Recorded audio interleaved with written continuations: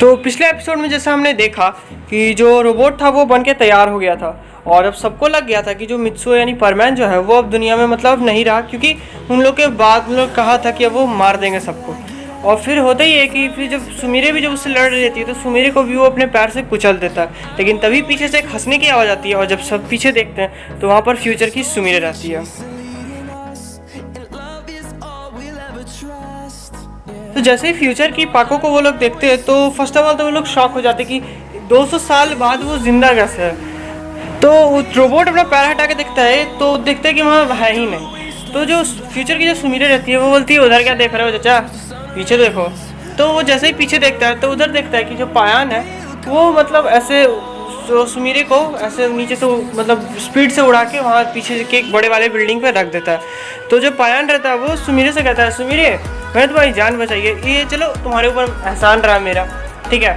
तो सुमिरे कहती है कि अब बकवास बंद करो और काम करो। और तो सुमिरे अपने पॉकेट से कैमरा निकालती है और बहुत ज़्यादा हंसी मजाक करने लगती है, इसी तरह चिल्ला चिल्ला के पागल जैसा। तो पायान कहता है कि फिर से इसका हंसी मजाक स्टार्ट हो गया। तो रोबोट वो जो रहता है वो जैसे ही देखता है कि ये सब बात करने में आपस में लगे हुए हैं और उसको तो खैर मतलब ही नहीं है, वो तो अपना फ़ोटो खींचने में व्यस्त है। तो तभी वो क्या करता है कि बहुत ज़ोर से हाथ झटकाता है और जो पास्ट का जो पायान और बूबी रहता है उसको मारने की कोशिश करता है। लेकिन तभी होता ही है कि जैसे ही उसको मारता है तो अचानक वो दोनों गायब हो जाते हैं। तो रोबोट कंफ्यूज हो जाता है, उसके अंदर के लोग कंफ्यूज हो जाते हैं कि भाई गायब कैसे हो गया। तो तभी होता ही है कि उधर से एक सीटी की आवाज़ आती है और मतलब उसके बगल साइड से सीटी की आवाज़ आती है। तो जैसे ही रोबोट उधर घूमता है वो देखते हैं कि वहाँ पर दोनों पायान और बूबी है और फिर उसके पीछे से एक बहुत बड़ा मतलब चिंपैंजी टाइप का आता है और वो और कोई नहीं बल्कि फ्यूचर का बूबी रहता है। तो ये देख के वो भी चौंक जाता है कि ये सभी जिंदा है 200 साल से, क्या हो रहा है मतलब ये। और तभी होता ही है कि ऊपर से चिल्लाने की आवाज़ आती है और वो और कोई नहीं बल्कि परमैन रहता है, जो कि मतलब कि पास्ट के परमैन को वहाँ से उठा के लेकर आ जाता है। उसको पता था कि पास्ट में जब वो मतलब उस छोटे वाले मित्सुओ के जगह पे जब वो था तो उसे कहाँ रखा गया था, तो उसे वो उठा के लेकर आ जाता है और बगल में जाके उसे रख देता है। तो होता ही है कि बोलता है क्यों चौंक गए, तो बोलता है कि मगर तुम लोग जिंदा कैसे हो। तो फिर परमैन बोलता है कि हम जिंदा है वो तो नहीं पता, लेकिन तुम अभी जिंदा नहीं रहने वाले हो। तो वो जो रोबोट रहता है वो हंसने लगता है, मतलब जिसके अंदर के जो लोग रहते हैं वो हंसने लगते हैं और कहते हैं कि अच्छा एक बात बताओ, तुम लोग क्या उखाड़ दोगे मेरा, मतलब तुम लोग यहाँ 4 हो फ्यूचर के परमैन, उसके ऊपर से तुम्हारे साथ जो ये 5 परमैन और है, एक का तो जान निकला हुआ है, दूसरा आधमरू है और जो तीसरा जो बर्डमैन है वो 2-3 मिनट में मरने ही वाला है। और रही बात तुम 4 बड़े परमैन्स की, तो तुम्हारी तो वैसे भी उम्र 50 हो गई है, 50 से 60 के बीच में। तो तुम बूढ़े लोग हमारा मुकाबला क्या करोगे, इस इतनी एडवांस टेक्नोलॉजी का तुम मुकाबला क्या करोगे। तो तभी उधर से एक आवाज़ आती है, वो बोलता है कि हमसे भिड़ना पसंद करोगे। तो वो जैसे ही रोबोट थोड़ा सा ऊपर देखता है तो उधर से देखता है कि नोबिता और उसकी टीम वहाँ आ जाते हैं। वहाँ पर नोबिता मतलब आ जाता है, अभी सब बड़े हो चुके रहते हैं, नोबिता, जियान, सुनियो, सुजुका रहते हैं, मगर वहाँ डोरेमोन नहीं रहता है। और वहाँ उतरता है तो परमैन देखता है, बोलता है अरे तुम लोग को कैसे याद आया। तो बोलता है कि अरे ये सब डोरेमोन का कमाल है, जब तुम फ्यूचर में, जब हमने तुम्हें फ्यूचर में आके रखा था तो जब मैंने डोरेमोन से पूछा था कि हम उनकी कैसे कुछ मदद कर सकते हैं कि नहीं, तो डोरेमोन ने कहा था फ्यूचर में हम अपने आप को याद दिला देंगे कि हमें वहाँ जाके उनकी मदद करनी है, तो इस तरह से नियम भी नहीं टूटेंगे और हम तुम्हारी मदद भी कर सकेंगे। फिर नोबिता कहता है कि अगर इतने भी कम लग रहे हैं तो अपने ऊपर देखो। तो जैसे ही रोबोट फिर से अपने ऊपर देखता है वो देखता है कि फ्यूचर के बर्डमैन वहाँ आ जाते हैं और वो कहते हैं कि बाबा तुमने जो मुझे कष्ट दिया है ना, मुझे अभी भी वो दर्द याद है, ठीक है। तो ये तो फर्स्ट ऑफ ऑल तो जो बर्डमैन रहते हैं वो उतरते हैं उस बिल्डिंग पे जहाँ सब लोग रहते हैं। तो जो पास्ट के बर्डमैन रहते हैं वो उसे एक कैप्सूल टाइप में बंद कर देते हैं ताकि उसे मतलब जीने में मतलब हेल्प कर सके। और उसके बाद जितने भी परमैन, पाको, पायान और बूबी रहते हैं पास्ट वाले, उसे एक मतलब ऐसा ही एक परमानेंट सेट टाइप का देते हैं जो पुराना ही हो, क्योंकि परमानेंट सेट को खुद से ही मतलब मेहनत करने के बाद ही वो अपग्रेड हो सकता था।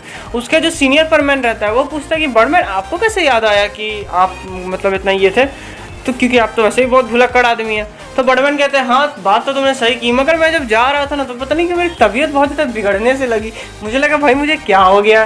तो तभी अचानक मुझे याद आई कि ऐसे बात है, तो वही मैंने सोचा कि भाई अगर पास्ट में मैं मर गया तो फ्यूचर में जिंदा कैसे रहूँगा, इसलिए मेरी तबीयत बिगड़ रही थी, तो मैं जल्दी से यहाँ आया।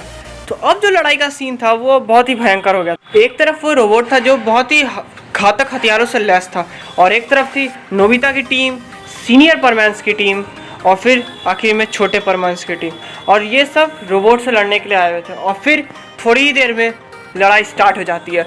सारे परमैन्स, बर्डमैन इंक्लूडेड, सभी मतलब भिड़ जाते हैं और नोबिता लोग भी भिड़ जाते हैं मारने के लिए। नोबिता सब एयर कैनन का इस्तेमाल कर रहे रहते हैं और परमैन सबके पास तो खैर खुद की ताकत है, और जो सीनियर परमैन्स है उनके पास तो खुद का बहुत ज़्यादा ताकत है। तो होता ये है कि रोबोट फिर से छोटी सुमीरे को मारता है, और जैसे ही मारता है तो परमैन क्या करता है, जाकर सुमीरे को कैच कर लेता है। और फिर जैसा होता है कि एक तो पकड़ लेता है, ऊपर से सुमीरे का जो परमैन सेट रहता है नया वाला वो भी एकदम टूट चुका रहता है, और परमैन का भी थोड़ा सा सेट जो रहता है वो टूट गया रहता है। और जैसे ही परमैन सुमीरे को कैच करता है, और उसी टाइम जो सीनियर सुमीरे रहती है, जो बड़ी वाली रहती है, वो उन लोगों का फोटो खींच लेती है इसी तरह, और मतलब उसके कैमरा में वो तस्वीर रिकॉर्ड कैप्चर हो जाती है। तो उसके होता ही है कि जो बर्ड में पहले तो परमैन इधर उधर देखता है कि भाई कहाँ इसे रखूँ, कहाँ इसे रखूँ। तो फिर उसे वो एक ऊंची सी बिल्डिंग मिलती है जहाँ पर परमैन किसी तरह उड़ते उड़ते सुमीरे को वहाँ लेके जाता है, और जैसे फिर सुमीरे को वहाँ जाके फिर बैठा देता है, जहाँ पर सुमीरे उसे मतलब प्यार से थोड़ा सा चिढ़ाती भी है। उसके बाद फिर होता ही है कि परमैन उसे रखने के बाद उस रोबोट से जाता है वापस लड़ाई करने, और फिर उसे फिर अपने पूरी शक्तियों की मदद से फिर मारने लगता है। उसका परमैन सेट हल्का टूट गया था, लेकिन फिर भी किसी तरह उसके पास इतना शक्ति था कि कम से कम वो उड़ के कुछ मतलब मदद उन लोग का कर सके, और फिर इसी तरह लड़ाई लंबी चलती है। उसके बाद फिर होता ही है कि टाइम पेट्रोल ग्रुप भी आ जाता है, क्योंकि ये शक्तियाँ पास्ट से जाके ली गई थी, और प्लस ये एलियन की शक्तियाँ थी, एक तरह से एलियन पावर ही कह सकते हैं ना। तो इसलिए टाइम पेट्रोल भी आ गए थे, स्पेस पेट्रोल भी आ गया था, और भी बहुत सारा पुलिस का जो सीन था वो हो गया था, और बहुत सारे फ्यूचर के वेपन्स भी उस रोबोट को पकड़ने के लिए तैनात कर दिए गए थे। लास्ट में जब बहुत ही भयंकर वाला युद्ध होता है और फिर वो रोबोट हार जाता है, और वहाँ उसके लोग को गिरफ्तार कर लिया जाता है, और जो उसका जो मेन फैक्ट्री है जहाँ पर उसने परमैन, पाको और बर्डमैन को गिरफ्तार करके रखा हुआ था, चोरों ने किडनैप करके रखा हुआ था, तो वहाँ पर जाके वो पुलिस वाले सब सीज कर देते हैं और हर चीज़ अपने में हथियार लेते हैं। उसके बाद जो सीन रहता है ना कि तो कुछ दिन के बाद का दिखाता है जहाँ सब लोग थोड़े से ठीक हो चुके रहते हैं, और वापस जाने का बात हो रहा होता है कि अब सब पास्ट में जाएंगे। तो जो सीनियर परमैन रहती है वो इसी तरह मजाक में कहती है कि सुमीरे, तुमसे मिलके तो बहुत मज़ा आया, मगर मुझे ज़्यादा मज़ा आया मित्सो से मिलके। या तो मित्सो हंसने लगता है ये देख के, फिर वो मित्सो की ओर बढ़ती है, और फिर मित्सो को वो वही तस्वीर देती है जो उसने मतलब खींची रहती है उस टाइम, और वो कहती है कि ये लो मेरी तरफ से तुम्हारे लिए गिफ्ट, और वो रख लेता है। ये वही तस्वीर थी जिसे जो फ्यूचर में जब परमैन देखता तो उसे याद आता। तो जो फिर उसका जो सीनियर परमैन सब रहते हैं, जितने भी सीनियर परमैन्स रहते हैं, वो नोबिता लोग को फर्स्ट ऑफ ऑल तो थैंक यू कहते हैं कि थैंक यू नोबिता, तुमने आए में हम लोग की हेल्प, बहुत ज़्यादा हेल्प की। तो नोबिता कहता है कि यार इसमें हेल्प कौन सी बात की, मैंने वैसे भी अपने ज़िंदगी का सबसे प्यारा दोस्त जिसका नाम डोरेमोन था उसे खो चुका हूँ, और दोस्त खोने का मन नहीं करता। तो वो जो मित्सो रहता है बोलता है कोई नहीं, वैसे भी तुम इतने ग्रेट जीनियस हो, तुम उसे वापस बना ही लोगे। तो नोबिता हंसता है। उसका जो बड़ी वाली सुमीरे रहती है वो कहती है कि आओ नोबिता कभी हम लोग के घर भी आओ। हाँ वैसे भी बच्चे कह रहे थे क्या कि बहुत ज़्यादा अंकल इंटेलिजेंट है, और वैसे भी उन्हें क्या पता, अभी जैसे भी छोटे हैं बेचारे, उन्हें क्या पता कि तुम सबसे मतलब इतने बड़े जीनियस हो।